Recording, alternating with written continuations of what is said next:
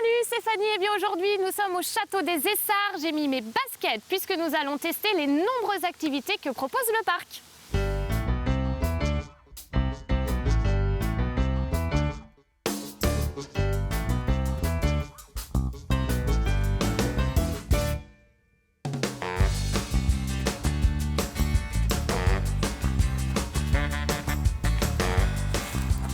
Salut Thomas. Bonjour Fanny. Merci de nous recevoir dans ce magnifique espace naturel. On est au château des Essarts. Toi, tu es donc le responsable du parc. Oui, alors il y a le parc Aventure, où là on va retrouver les défis et les chasses au trésor. Là où on est en ce moment. Exactement. Et ensuite il y a le parc historique, on va retrouver toute l'histoire du château sous forme de spectacle ou d'animation ludique. Et ensuite le parc nature dédié à la faune et la flore locale. Alors là, on va tester un défi gallo-romain de défense. Allez Fanny, tu es prête? Ouais. Top! À l'époque, tous les entraînements militaires étaient faits avec de l'osier généralement. Et ensuite, ils partaient sur des armes réelles un petit peu plus tard. Donc une autre activité, entraînement d'attaque. Et bien après la défense, la meilleure manière, c'est l'attaque. L'objectif, ça va être de mettre un maximum de balles dans les trous. Wouhou! Oui! Ah, tous les deux! Ex aequo. Thomas, du coup, on a fini du côté du parc Aventure. Où est-ce qu'on va maintenant?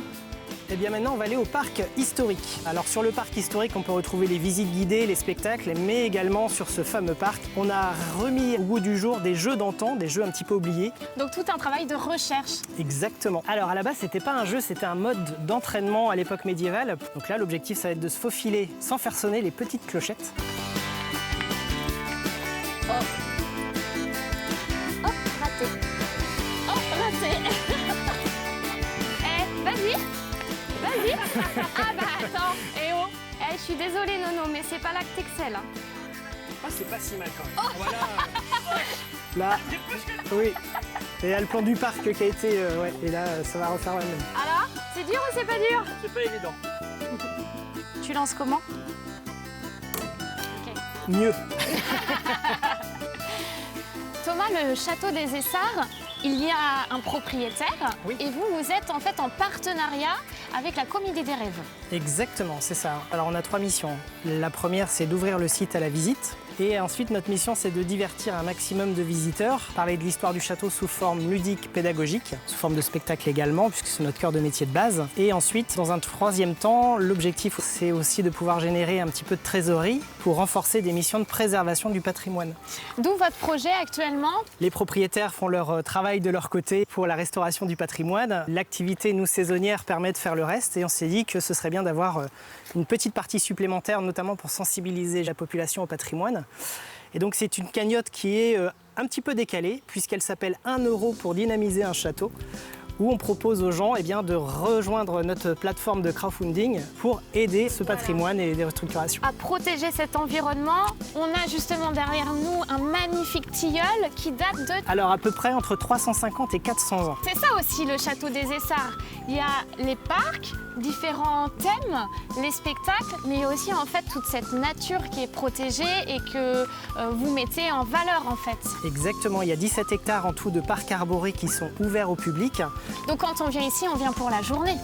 Effectivement, en haute saison, c'est préconisé de venir à partir de 11 h le matin pour bénéficier des animations qui sont autonomes et qu'on peut faire tout au long de la journée. Et pour avoir aussi tout le créneau disponible dans l'après-midi de 14 h jusqu'à 18 h 30, où là, de multiples spectacles ont lieu ici sur le parc. Ça rebondit vite. Waouh, waouh. Je me fais franchir. Je vais tomber dessus. Je me fais attaquer.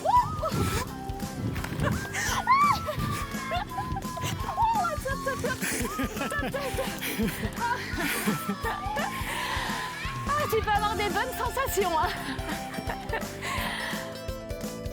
Si on a envie de réserver, de venir ici, comment on fait?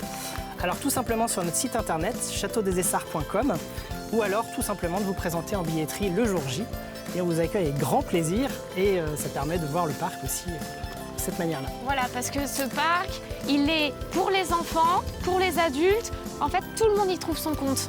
Exactement. Parce qu'il y a de nombreuses activités. Alors si on a envie de faire plutôt des jeux en famille, on peut. Si on a envie d'aller voir des spectacles, on peut.